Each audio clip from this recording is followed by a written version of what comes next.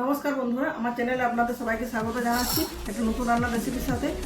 আমার রান্নাঘরে আজকে রান্না হবে একটা শাকের রান্না। খুব সহজ রান্না, কম সময়ে কম উপকরণ দিয়ে রান্না করা যায়, খেতেও খুব সুন্দর, শরীরও ভালো থাকে। বন্ধুরা, আমি আজ পাট শাকের রান্না করব। এই পাট শাক গ্রীষ্মকালে প্রচুর পরিমাণে পাওয়া যায়, এখন প্রচুর মিলছে বাজারে। আমি এক আটি পাট শাক নিয়েছিলাম 10 টাকা দিয়ে। পাট শাকগুলো খুব ভালো মতো তুলে নিয়েছি, এই ডাঁটাটা ফেলে দিয়েছি। তারপর শাকটা 4-5 বার খুব ভালো মতো করে ধুয়ে জল ঝরিয়ে কেটে নিয়েছি। কাটার পরে ধোয়া চলবে না, কারণ শাকে প্রচুর পরিমাণে ফাইবার থাকে। জলে ভিজে গেলে তখন শাকটা খুব থলথলে পেলপেলে হয়ে যায়, সেটা আর ভালো লাগে না।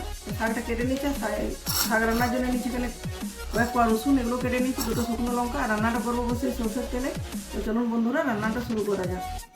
বন্ধুরা, শাক রান্না করার আগে শাকটাকে সিদ্ধ করে নিতে হবে। এই জন্য গ্যাসের ওভেনে বসে দিচ্ছি কড়াইতে দিচ্ছি জল। দেখুন জলটা গরম হয়েছে, গরম জলে দিয়ে দিচ্ছি লবণ, তো পরিমাণ মতো দিচ্ছি। আর কিছুটা দিচ্ছি চিনি, এটা অপশনাল, আপনি নাও দিতে পারেন। চিনি দিলে শাকের কালারটা খুব ভালো থাকে। এরপর শাকটা ডাইরেক্ট জলে আমি দিয়ে দিচ্ছি।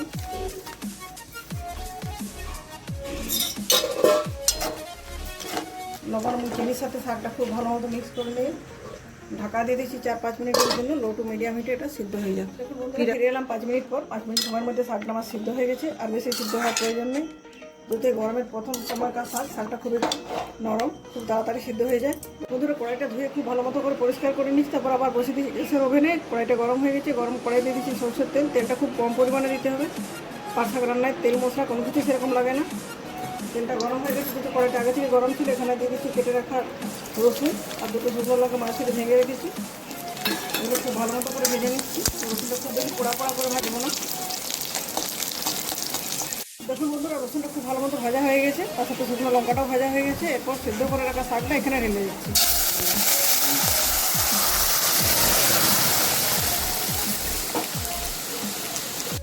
বন্ধুরা, শাকটাতে ছক দেওয়ার পর এরভাবে 2 মিনিট ফুটিয়ে নিয়েছি। তাহলে আমার রান্না হয়ে গেছে পাট শাকের ঝোল।